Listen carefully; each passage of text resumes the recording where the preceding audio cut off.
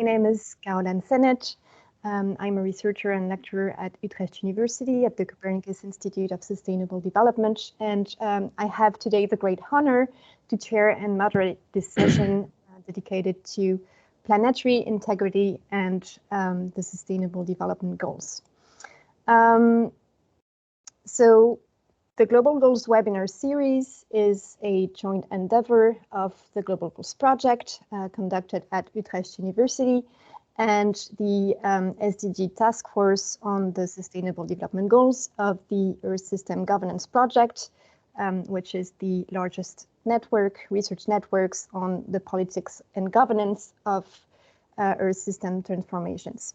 And in this webinar series, we present the finding of the SDG midterm impact assessment, which is forthcoming in March with Cambridge University Press, and which has been coordinated by Frank Bierman, Thomas Hickman, and myself, and that involves also more than 60 authors. And in this edited volume, our central question is whether the Sustainable Development Goals have become a transformative force in governance. We look for evidence of changes in institutions, organizations, policies, and discourses consequently to the adoption of the SDGs. And we specifically focus on 6 key areas, each associated to one chapter in the volume. And for each of these areas, the lead authors of the chapters, together with contributing authors, have conducted a comprehensive assessment of the existing academic literature based on a targeted keyword search with Scopus. And the insights from this qualitative content analysis were complemented by key findings from the grey literature. And so today we will discuss to what extent and under what condition the SDGs have advanced planetary ecological integrity, that is, whether the SDGs have strengthened policies towards the preservation of global commons at various levels of governance. So this is chapter 6 of the book, and 3 distinguished panelists are joining us this morning to explore this question. So first, I'm extremely happy to welcome the lead authors of chapter 6 of the SDG Midterm Impact Assessment, Louis Kotzé and Rakhyun Kim. So Louis Kotzé is research professor of environmental law at the Faculty of Law at Northwest University, South Africa, and he's also senior professional fellow in Earth System Law at the University of Lincoln, United Kingdom. So Louis is a renowned expert on topics such as human rights, socio-ecological justice, and environmental constitutionalism, law and the Anthropocene, and Earth System Law. He is also part of the Scientific Steering Committee of the Earth System Governance Project, where he also co-leads his task force on Earth System Law, together with our next speaker. Welcome, Louis. And so our next speaker is Rak Kim, who is assistant professor of global environmental governance at the Copernicus Institute of Sustainable Development at Utrecht University, the Netherlands. Rak is an interdisciplinary social scientist who explores in his research the structural complexities of global governance with a focus on international regimes, agreements, and organizations. And he directs a 5-year research program on the complex dynamics of problem shifting between multilateral environmental agreements, which is supported by a starting grant from the European Research Council. Welcome, Rak. Thanks for joining us. And Louis and Rak will provide teaser insights into the work of their wonderful author team on whether the literature identified any major advances in planetary integrity following the adoption of the Sustainable Development Goals. And Louis and Rak's presentation will be followed by a short reflection from Michelle Lim. Michelle is senior lecturer at Macquarie Law School in Australia. Her research interests center around the role of law in facilitating sustainable and equitable futures in the Anthropocene. Michelle was a fellow on the global assessment of the IPBES and an author of the IPBES IPCC Joint Workshop Report. Welcome, Michelle. It's really great to have you with us today.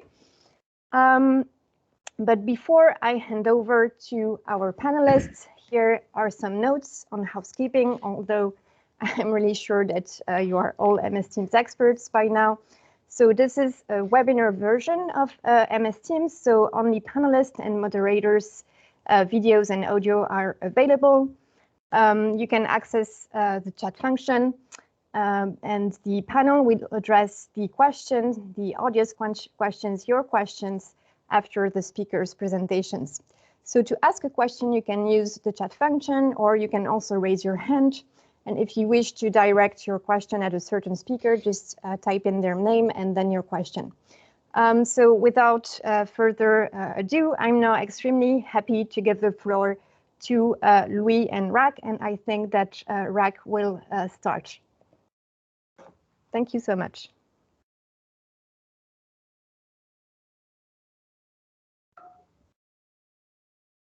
So thank you, Caroline, for the nice introduction. Do you see the slide? Good. Okay, thank you. Yes. So I'll make a start to our presentation. Thanks everyone for joining us today. It's quite an early morning for those in Europe, but yeah, thanks very much for joining this webinar. Well, we have 12 authors on this book chapter, and some of which I see in the audience. For example, Luisa, Lisa, Maria, and Francesco. Thanks for joining, especially please chip in also if you have anything to add during our presentation. So I took the challenge to make a start. So this book, as Caroline was explaining, is tentatively, probably now confirmed, titled as The Political Impact of the Sustainable Development Goals, Transforming Governance by Global Goals. So the idea is to really assess the political impact of the SDGs rather than whether SDGs have actually improved the well, environmental conditions as such. So the idea is to assess whether the SDGs have made any changes in policies and governance in steering ourselves towards achieving and advancing planetary integrity in our chapter in particular. So that with that idea, where we began is, of course, the MDGs. So in our view, the environmental impact of the SDGs is particularly interesting topic because one of the key differences between the MDGs and the SDGs is that now the environment has been given much more attention than it was given in the MDG era. So in the MDGs, there was just one environmental goal among 8, but the attention on the environmental issues in the SDG framework is much greater, as you might all agree. And almost all goals now integrate environmental concerns as targets, even in areas that address economic growth or infrastructure development. So after all, it's a sustainable development agenda, not simply a development agenda. So the expectations of the drafters, for example, of the SDGs was that the SDGs would strengthen and mainstream environmental policies and advance planetary integrity throughout the policy system. But there are also skeptical views about the environmental potential of the SDGs, some of which were already present at the time of the SDG negotiation and adoption. These views welcome, in general, largely the increased attention given to the environment, but they also point out the fact that the environmental goals are not given any special place in the list of 17 SDGs, which are essentially 17 equal priorities. And in other words, the critics wanted something like the wedding cake model, which you can see on the screen, where environmental goals are prioritized over other social and economic goals, but this has not materialized. And also some highlight that these environmental goals are not any more ambitious than international environmental commitments that are already in effect, and that the environmental SDGs more or less just a mirror image of fragmented international environmental law. But there were, in fact, some proposals to design the SDG framework differently, which could have made the SDGs a little bit more environmentally effective. So, for example, UNEP made a case for fully embedding the environment in every SDG, and also other scholars proposed to set ecological integrity and poverty reduction as twin priority goals above all other SDGs. Or yet another example is a group of scholars who argued that we need an overarching goal of the SDGs. But none of these have been realized, and the SDGs are, well, a result of compromise between different interest groups. So, for example, if you're working on forest issues, you probably wanted to have a forest SDGs. You know, so whoever you are, wherever you're coming from, they wanted to have an SDG on their issue. Not everyone got it, but in the end, that's probably one of the reasons why we ended up with so many SDGs and targets in the framework. So from the start, there have been doubts about whether the SDGs call for more ambitious environmental action than governments have already committed to, whether the goals themselves are coherent enough to be able to foster a push towards planetary integrity, and whether the means of implementation in the goals actually have the ability to improve their steering effects. And these are exactly the questions we wanted to address in the chapter. The key question we asked was, to what extent have the SDGs advanced planetary integrity, and where can we see positive changes towards planetary integrity in governance efforts that can be attributed to the global goals? And in our chapter, our focus was on planetary integrity, which we define as the integrity of Earth's life support systems. So the aim of the analysis was not to assess whether the SDGs have steered policies and institutions towards achieving individual environmental goals, but whether the SDGs are steering governance towards improving the state of the environment overall. A little bit about the method. So to answer our question, we conducted systematic qualitative literature survey by using Scopus mainly.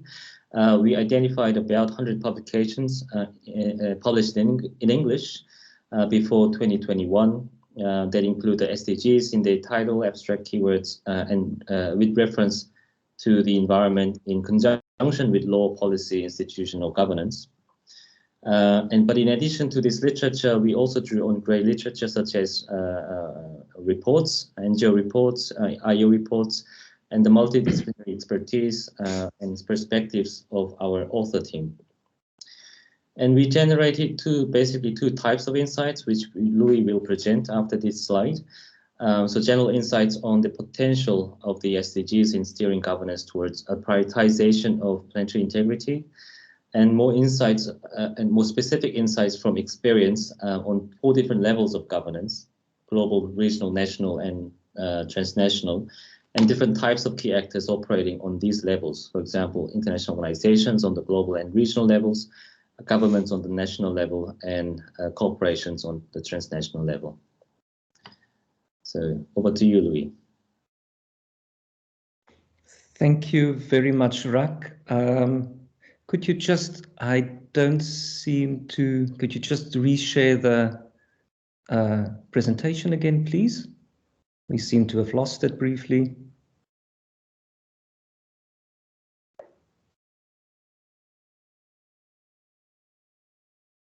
There we go.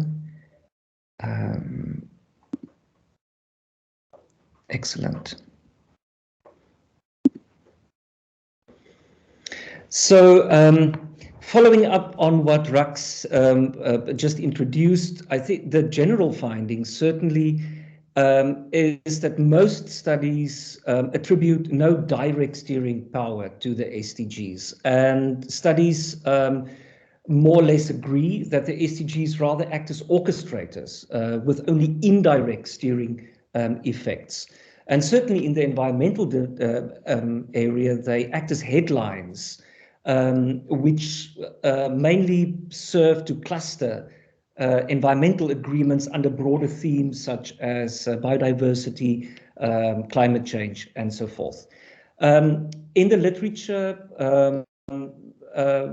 several commentators also voice numerous concerns. For example, that the environmental targets under the SDGs are often located in non-environmental goals, with the indicators ending up diluting or even contradicting the environmental mission of the 2030 agenda as a whole.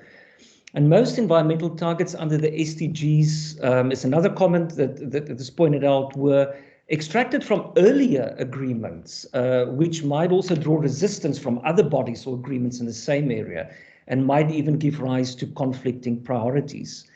Some authors point to the fact that the SDGs have very little environmental protection ambition. In other words, to go further than the current path dependency that we see in international and regional and domestic environmental law.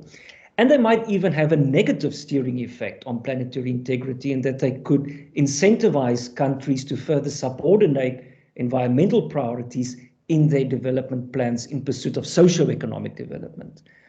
There's also the belief that governments rejected as potential core ideas that should underpin the SDGs, the idea of looking beyond gross domestic product as an indicator of prosperity. There's also, for example, no reference of more ambitious ideas such as planetary boundaries and the limits that this would imply for unrestrained neoliberal development, and the need for robust implementation measures, certainly. And although the goals are, at least in spirit, a network of targets, they do not come as a truly indivisible package, but they leave room for governments generally to strategically prioritize certain goals in their implementations. The SDGs do not acknowledge the centrality of healthy ecosystems. That is key for the optimal functioning of socioeconomic development. And governments and businesses seem to actively prioritize the socio-economic dimensions of the SDGs, both in rhetoric and in practice. So in sum, the available literature does not see that the SDGs have any significant potential to steer governance towards a prioritization of planetary integrity. And whatever indirect steering effects the SDGs might have are merely implied through some of the environmental goals that ranks way down at the bottom of the list of SDGs, and certainly goals 13, 14, and 15.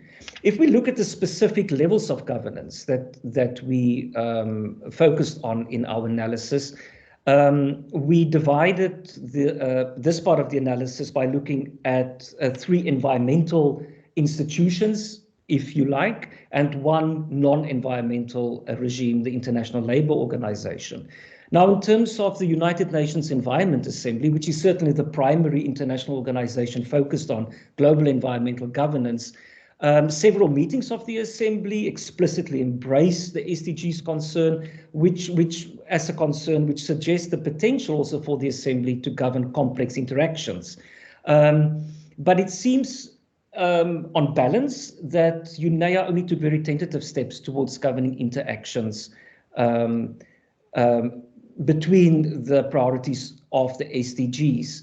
And they mostly use the SDGs to facilitate synergies between disparate environmental regimes and to contemporize the work that it does under the label of the SDGs. When we look at the climate regime, it certainly recognizes the links between the SDGs and climate change, but one must also remember that the Paris Agreement evolved in tandem with the SDGs. They began basically to be developed at the same time. And the SDGs does not seem to be a major theme or reference point in the Paris Agreement. The links are more implicit. As for the biodiversity regime, the link between the SDGs and biodiversity are certainly more explicit, and I suspect that Michelle, being an expert in this area, would also be able to say something more about this.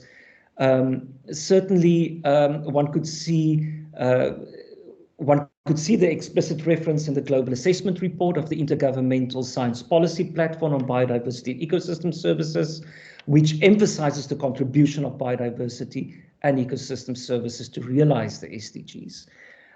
In terms of the International Labour Organization, there's limited literature that suggests only secondary steering effects. And what we generally see is that non-environment organizations such as the ILO often use the SDGs to upgrade the environmental profile. For example, the SDGs have left their mark on the evolution of environmental ideas with the ILO. And we see this through programs such as Green Jobs, Partnership for Sustainability, and so forth.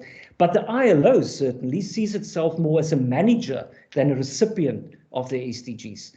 And it stresses its active and deliberate role in shaping the 2030 agenda in line with its priorities to catalyze mainly socio-economic development.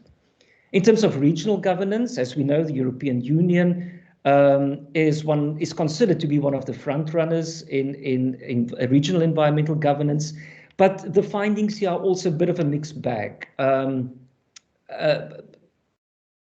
While the EU explicitly incorporates terms such as planetary boundaries, safe operating space, and even the SDGs in its policies and plans, there seems to be some agreement that economic development still seems to be a key enabler for growth. So it is a bit of a mixed bag.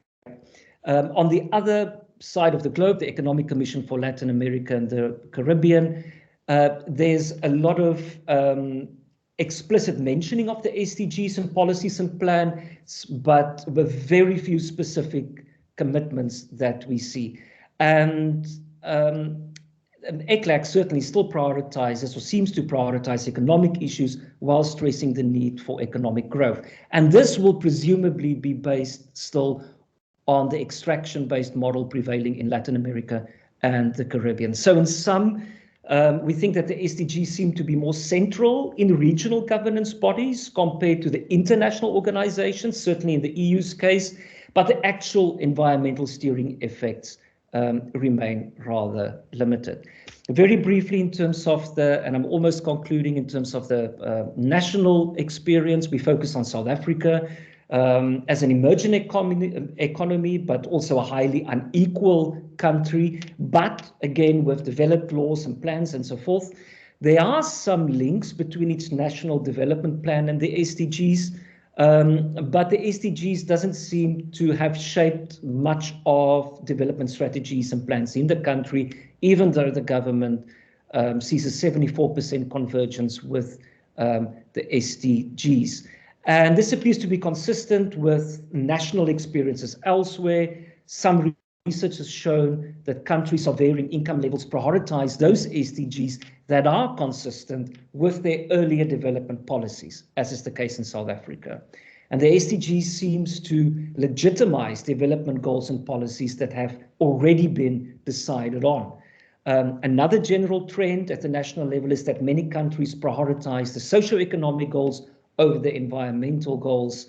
And as Rak and other colleagues have concluded in a 2020 study, poverty eradication and economic growth were by far most widely prioritized by developed and developing countries. Transnational governance, we focused on corporations, and our analysis suggests a renewed push for corporate participation in the 2030 agenda, and the integration of core ideas of the SDGs into the business sector. And we see this through networks such as Businesses for 2030 and the World Business Council for Sustainable Development and the Sustainable Development Goal Business Hub and so forth. But there are still serious concerns about especially so-called SDG washing to increase social legitimacy while concealing only modest sustainability efforts or malpractices. So companies rather seem to engage with SDGs internally than externally. And they are keener to address targets that mitigate negative externalities than at generating actual positive outcomes. So in conclusion, the balance of evidence leans toward the critics. The SDGs have not yet become a significant transformative governance force aimed at the advancement of planetary integrity. And at best, they might have played a more deliberate role in orchestrating some of the disparate environmental policies and regimes, although this is also not entirely clear. But they certainly have not managed to radically change the course of global environmental governance to advance planetary integrity. And as a final word on this, there's still several doubts that remain, and that's possible, could also possibly be research in future. Doubts about additionality, whether the changes that we observe would not have materialized even without the goals. About the ambition, whether the goals really call for something drastically new and sufficiently ambitious. About coherence, whether the goals are themselves coherent enough to be able to foster a push towards planetary integrity.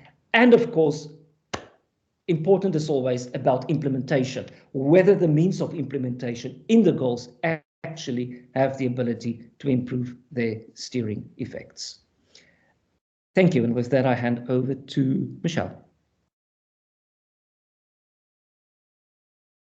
All right, great. Thanks so much to you both for providing such a rich overview of the question of the chapter. So yeah, indeed.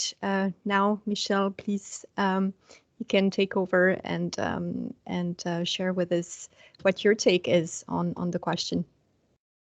Thanks, Caroline, and congratulations, Rak and Louis. An excellent chapter. Before I begin, though, today's Invasion Day in the continent currently known as Australia, so I'd like to acknowledge that I'm speaking to you from the unceded sovereign lands of the Wadawurrung clan of the Darug Nation. Pay my respects to elders past and present on what always was, always will be Aboriginal land. Moving to the chapter, I have good news and bad news, depending on what scale you look at this. So the good news at the very local scale is that it's a fantastic chapter.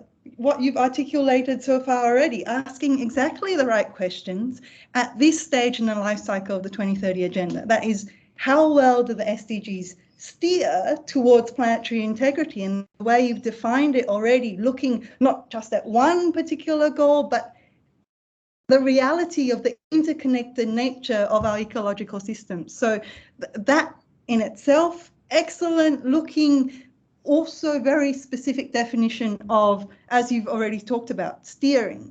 Is it, have these actions occurred in the name of the SDGs? And beautifully set out methodological way of looking at, what did you say, 100 pieces of academic literature, as well as the grey literature, meta-assessment, etc., etc. Right. So what's the bad news? Simply is that I agree with your conclusion that the SDGs are not pushing forward the political agenda, the governance agenda, in the way they really need to be in this point in time, given what we know about the climate, what we know about the state of our natural systems. It is a pity indeed that they're not doing more than they potentially could have and perhaps still can. So in the next few minutes, I'll say a few things about what stands out for me about the chapter, and I'll highlight why the chapter matters in the road to 2030, and I'll conclude with 3 questions for Louis and Rak. I'll start at the conclusion. So on page 19, the authors highlight the questions which remain, and the themes have already come out in the discussion, particularly as Louis concluded at the end. But I want to come back to them because they're so beautifully articulated as to what are the questions that remain in terms of the steering capacity of the SDGs? Additionality, ambition, coherence, and implementation. Additionality, as lawyers, we might call this the but-for test. That is, in some ways, the difficulty of determining causation, right? Would the actions of government and private actors have occurred anyways? Can this be attributed to the SDGs themselves? And because Louis dobbed me in to talk about the post-2020 framework, let's use that as an example of potentially additionality. If you look at the draft post-2020 framework, the first few targets are looking specifically at issues of food security, very much even adopting similar language to what's in the SDGs. You might say, is this because of the steering capacity of the SDGs? But another explanation is linked to work that Rak's done in terms of how it reflects the existing architecture. One objective of the Convention on Biological Diversity is, of course, sustainable use. So is this just a clever action on top and on the part of the CBD to mainstream biodiversity? Would it have occurred anyhow? So it's really difficult to answer those questions, but that question of additionality, I think, is a key one. And I'll come back to these four as we continue our discussion, but I just want to move to, and I pity all of you that haven't had the opportunity to read this paper yet, but if you were on page 19 and you were to move not to the next paragraph, the paragraph after that, where the authors ask why the SDGs haven't done more for planetary integrity. More goals, fewer goals, hierarchy of goals, specificity, measurability, etc., etc., etc. All correct, completely correct. But all of that is tinkering unless the fundamental value issue is addressed. And there's one factor that the authors identify, which I think is the key. To date, that the SDGs' reliance on neoliberal economic development-oriented sustainable development as their core orientation is the reason why they haven't been able to get to that more transformative thinking, which they say they're doing. So it's to this neoliberal economic development orientation that I'll now turn to, because I often refer to the SDGs as the Miss America goals.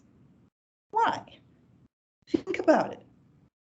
My goal is to end hunger and climate change and achieve world peace, and to do it within 15 years. See, in many ways, the similarity in the vacuous, objectifying, instrumentalizing, pretend to do something, but do nothingness is so clearly evident within the current SDGs. Unless we tackle the underlying cause, which stems from this dominant neoliberal ideology, it's hard to see how we can have a framework which radically changes the unequal, unsustainable world in which we live. And the chapter does such a good job of illustrating this, talking about goal 8, which says sustained and sustainable growth. Sustained growth is actually a goal. And then also discussing the technofix of goal 12, sustainable consumption and production. And let's not forget SDG 9 as well, target 9.2, significantly raise industry share of employment and GDP. And there's, as Louis and Rak have already highlighted, there's a fantastic deeper discussion in the chapter of this need to move beyond GDP. So when I was reading the chapter, like, these guys engage in this systematic literature review, but I'm just going to tell you about what I saw on Twitter. So as I was reading the chapter, I was thinking about this tweet by Josie Chambers, who still happens is also at Utrecht. So Josie was highlighting Arjen Wall scholarship about the focus on SDG 1 on ending extreme poverty. And Arjen asked the question, where's the goal about ending extreme wealth? It's those sorts of goals, that level of ambition that really the SDGs need to have if they're going to address the issues of planetary integrity.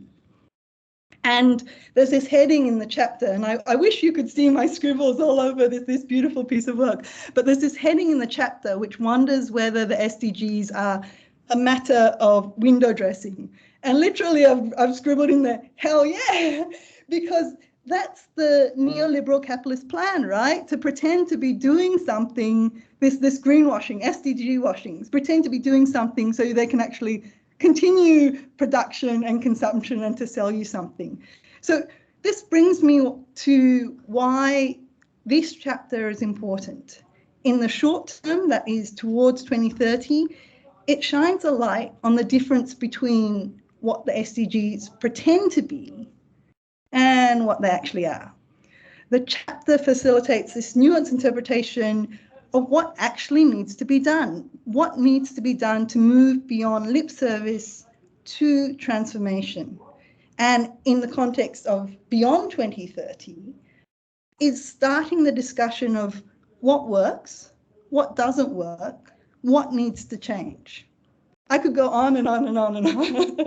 I think you can sense this. There's so much in this chapter that's worthy of your careful consideration. I don't think it's a spoiler to say I think the book will be out in March and April. I was hearing just then, so make sure you read this chapter. So the things you've heard about already, how the chapter crosses scales, disciplines, jurisdictions, sectors, that analysis of thinking about the ILO, a non-environmental sector, is really interesting, because if we're asking, can we bring the environment into everything we do, then we of course need to be looking at sectors beyond the environment as to what the potential impact or otherwise of the SDGs are. But I will now conclude with 3 questions for Louis and Rak as we think about what next, what now. And the first one is around steering, and a point that comes out quite clearly in the chapter is the lack of coherence across the goals and the often conflicting nature. I think it was Rak that mentioned the turf wars. And given the lack of coherence, the many different aims of the SDGs, is it possible for them to steer towards anything at all? And the second question relates to some of the opening sentences of the chapter, which emphasizes the embedded nature of human societies in the environment. So how do we pursue planetary integrity and human development in tandem? So to my mind, sustainable development, whether the lawyers consider it a concept, a principle, or a norm, it remains this critical framework for thinking about desirable planetary futures. But this requires us to think about development as human development instead of economic development.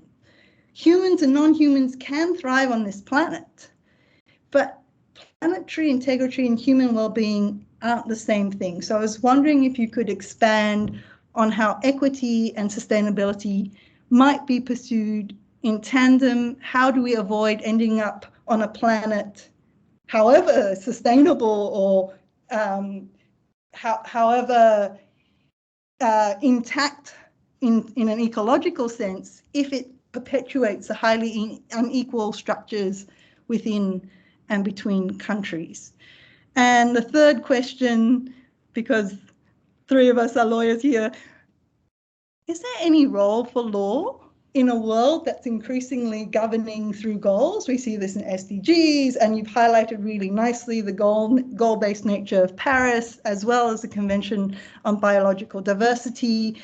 And I'm thinking about one of Rak's papers, which literally has in the title, "With International Environmental Law." So what's the role for law? Not just international law, but what's the role for law in a world increasingly governing through goals? So a very long-winded way of asking 3 things: 1, steering; 2, interaction of human development; and 3, the role of law. But the main thing is to say, well done. It's been a joy to read, and I look forward to hearing so much more from both of you. Thank you. Thank you so much, Michelle. So now I'd like to give Louis and Rak the opportunity to answer to your questions, perhaps, briefly, and then we will open the floor to questions. Thanks. Shall I give it a go then answering the first question? Thank you so much, Michelle, for such a kind reflection of our chapter. The first question about are the SDGs steering at all, and if so, where are they steering us to? It's an excellent question. I don't have a clear, a good answer to that question, but one of the critiques about the SDGs is that it lacks a clear definition of what it means, what is sustainable development. I mean, what it wants to achieve through the 17 SDGs. And if you look at the 2030 agenda document, it has a vision section, which hopefully could have included a definition of what sustainable development means to the drafters, but it's basically a rephrase of the 17 goals. It's again a list of 17 goals in a paragraph form. So it's difficult to find what they really want to achieve through the SDGs in the long run. So there's no vision for beyond 2030, basically. So in that sense, well, at the end, really the end objective is not clear, I'd say, of the SDGs. But what kind of de facto effect would the SDGs have? I mean, I think one of the work that I did is to what extent are the SDGs being prioritized by different people, different groups of people, governments, NGOs, IOs. And well, together with a student of mine, we found out that goals 1 and 8 are more prioritized, widely prioritized than other goals. So maybe in the end, some of the goals are actually having more effect than the other goals. So maybe that's where we're kind of being steered towards. But the fact, I mean, the fact that, the GDP also, as indicator, has a disproportionately more sort of a influence in the SDG framework. So I think it appears in so I don't remember exact number, but it's used in several indicators, but these indicators are used to measure progress towards even more number of SDGs. For example, I think almost half of the SDGs include GDP in one of the indicators. But the fact that we are not clear about where the SDGs are steering us to, I think it's actually indicative of the absence of the vision. The SDGs do not provide a clear vision for us. That's my take on the question. Thanks, Rak. So I can briefly perhaps reflect on question 2. Thank you, Michelle, for your very incisive comments and your reflection. I think the main issue here is the type of language also that the 2030 agenda uses and the goals that it itself pursues. I mean, there's even a part in the agenda that explicitly says that environmental threats merely, and I quote, add to and exacerbate the list of challenges faced by humanity. So environmental degradation is seen as a threat enabler and that worsens the scenario even. And I think it ignores the evidence that environmental degradation is caused by a very narrow focus on economic growth, as you say, Michelle, and it undermines the goals of broad-based development that is at once just, fair, and equitable, and that can only be achieved in the context of a healthy ecosystem. And I think that all of this goes to the heart of concerns about the ontological design and the ethical orientation of the SDGs. Their focus seems to remain, as one study that we surveyed suggests, on growth and use of resources, and it departs from an individual, not a collective point of view. They remain underpinned by strong Western modernist notions of development, sovereignty of humans over their environment, in other words, anthropocentrism, individualism, competition, freedom rights, property rights, self-interest, belief in the market leading to collective welfare, rewards based on merit, materialism, quantification of values, and certainly also instrumentalization of labor. So we need to see a change in the narrative for the SDGs to make any concrete positive advancements towards planetary integrity. And that doesn't only go for the SDGs, but also for other regulatory institutions, including law. And this is perhaps where we come to the third question. Rak, I don't know whether you want to say something briefly about the role of law in all of this. Well, well, I think this point about the nexus between law and SDGs has come up during our conversation a few times, I think. So SDGs, in my view, are simply not but more or less a reflection of what we already have committed to. So if you look at compare SDGs on the one hand, and if you have a list of international commitments on the other hand, they kind of more or less overlap a lot. So there's this nexus, I think. So, well, on the one hand, I mean, law could provide a principled way to integrate different objectives of the SDGs. So bring a tool that we can use to bring more coherence between the SDGs. And if there is a trade-off between the SDGs and targets, I think the kind of the approach that we seem to take is that let's just figure out among the actors involved to find a compromise. But I think we might need to have a more principled approach to addressing trade-offs. I think there might be a role that law might be able to play there. But for the law, I think the SDGs could have again provided a clearer vision for towards what these trade-offs need to be addressed. So you need to have a reference point if you want to address conflicts between any two interests. But that's something that SDGs could have provided, but it hasn't done so. But law, I think, so again, there's a nexus between law and SDGs, which we need to harness to be able to maximize synergies between those two things. Louis, do you have something to say? Or? No, I perhaps not add anything now. Yeah, we could already open the floor to questions from the audience. Yeah, I want to thank you all for this really great discussion. So there's a question here from Christina Inouye. Christina is asking whether we should throw away the SDGs or steer them towards planetary integrity and equity. I could perhaps just quickly jump in. Thanks, Christina, for this. I don't think it's a question of either or. I mean, the SDGs have an important role to play, and I think that this is also the conclusion of the overall book project, and certainly our chapter as well.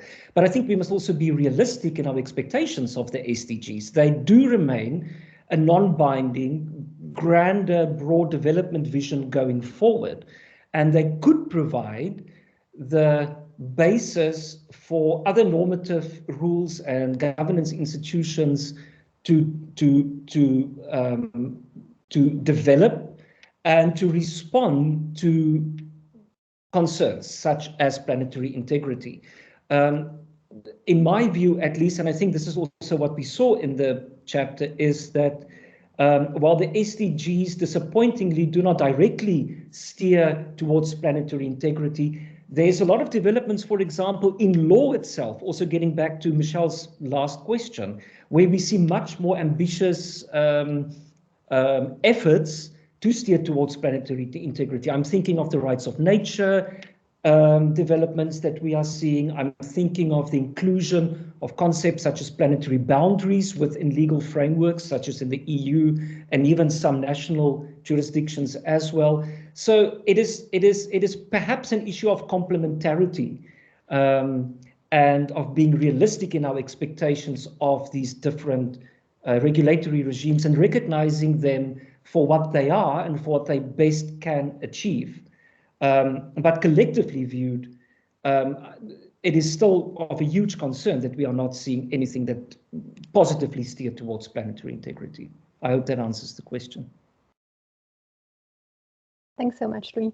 I just want also to remind the audience that you can directly ask your question to our panelists by raising your hand, and then our technical facilitator here, Blake, will just provide you the rights to speak. All right, thanks so much. There is also here in the chat a question from Vivian. Vivian is asking if you think, who you think, should make and enforce such laws. And she used to work for the Dutch National Office for Statistics, and she knows how tricky it is to even have kind of consistent indicators across European countries, let alone checking their accuracy.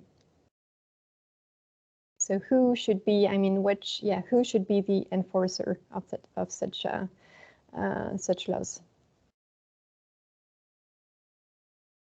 I can perhaps just very briefly say as a start, and both Michelle and Rak are happy if you jump in, is that obviously this is the lawmaking process is primarily the responsibility of government. So we need a responsible government that make responsible laws. But the current path dependency that we are seeing in many governments all over in all countries, many countries across the world, is that socioeconomic development, neoliberal versions of that seems to be the primary preferable route to take. Although there are some positive changes, the current coalition government in Germany, for example, where the Greens have a strong influence, we can see the government's rejection of nuclear power. We can also see some developments in some countries where there's an explicit rejection of solar geoengineering, for example, which is also hugely important. So it is certainly up to governments, but also other agencies, civil society. I think that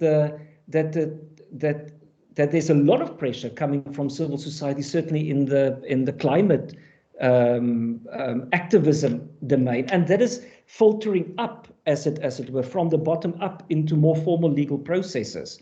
The German Constitutional Court's recent decision in Neubauer versus Germany was groundbreaking, as was the Dutch court's decision in its recent climate case, where we really see other actors, legal actors in this instance, holding government to account to their obligations that they have, ethically, morally, and legally, to protect the environment. Thank you, Louis. Does Michelle or Rak want to add on to this, or otherwise I have also a few questions if there is no other questions from the audience. All right. Okay, good. So I'll take a go. So Michelle, Hag and Louis, Michelle asked you a question, like a lawyer question, but I would like to ask you like a political scientist question. And I was wondering whether there was perhaps a path dependency factor that we should take into account in explaining the lack of prioritization of environmental SDGs and the lack of effects of the SDGs on advancing planetary integrity. Because the SDGs actually build on a development agenda. They build on the Millennium Development Goals that were agreed upon in 2000, where the environment was actually not prioritized. And we also observed this. I mean, we have observed this lack of engagement, of commitment of environmental actors in the negotiations of the SDGs, but also now in the implementation of the SDGs. We see that, for instance, at civil society level, development organizations are much more engaged in the implementation than environmental organizations. So yeah, my question is there also a path dependency factor that we have to take into account here?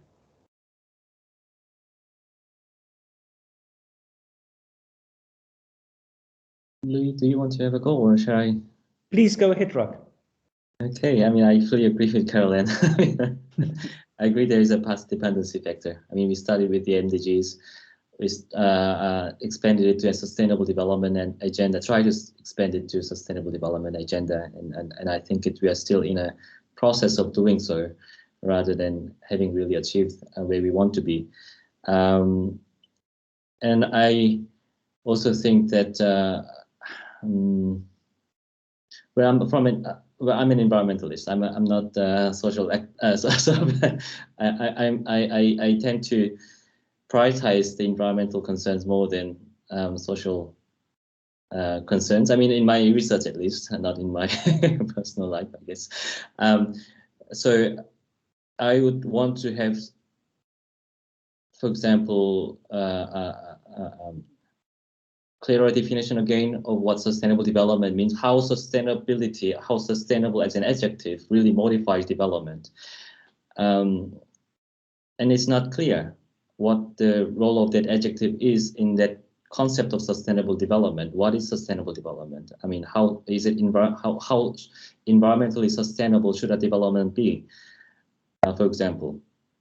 And without a clear definition of the concept sustainable development, I don't think we will get anywhere. Basically, we'll keep debating what sustainable development is. On the one hand, environmentalists will say, let's bring the environment back in, and on the other hand, social justice researchers would argue, or rightly argue, that social justice should be given this important place in the agenda. So we will be debating among ourselves. I don't think that's fruitful. If we want to go forward. Yeah, great. Thanks so much, Rak. Before I close the webinar, I was wondering whether I might ask also a question to Michelle. And Michelle, I was actually wondering if you could tell us from your experience of participating in the IPBES and the IPCC of the actual influence and impact of the SDGs. Do you see impacts beyond a discursive level, which we have mainly found in our book? I suppose as a non-political scientist, I might ask, what exactly do you mean by discursive level? So on the discourse, so that the SDGs are mainly mobilized in the discourse, in the policy discourse, rather than having more substantial effects and influence on, on steering and impacting in a positive way environmental outcomes. So I'm taking that question as essentially being how do we shift it from going, did it, can we tick the boxes on the 231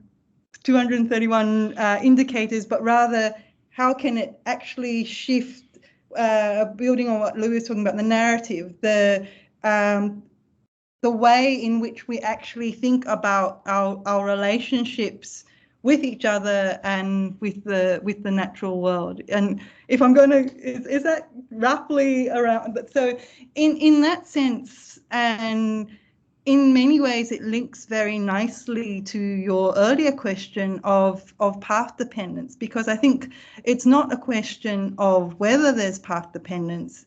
There is, of course. The question is more, how do we move beyond that? And a key part of the IPBES global assessment, which you see in the discussion of SDGs, as you also see in IPCC reports, is this idea of transformation.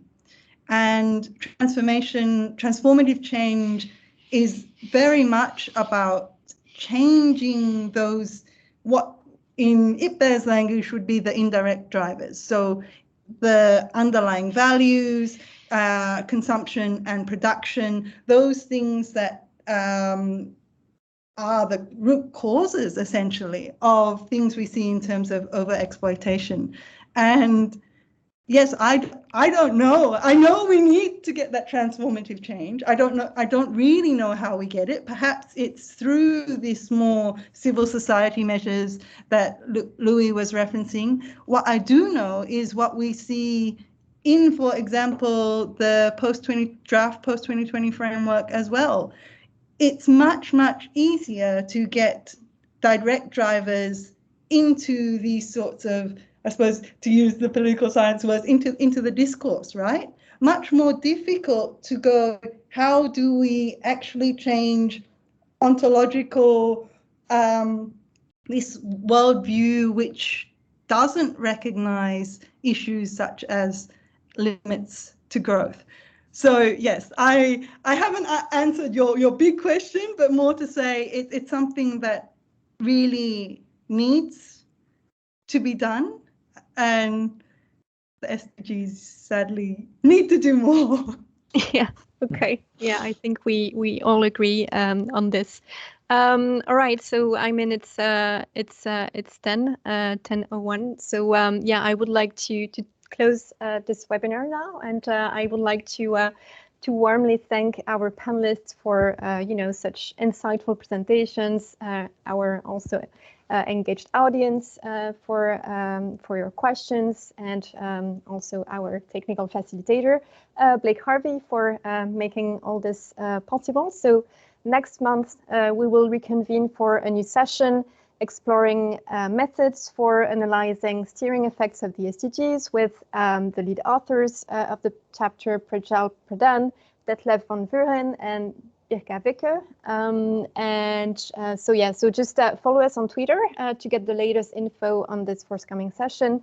And also for those of you who have enjoyed this webinar and would like to further engage in SDG research, we invite you to join the Earth System Governance Taskforce of the Sustainable Development Goals. So thank you so much again, and till next time. Thank you. Bye.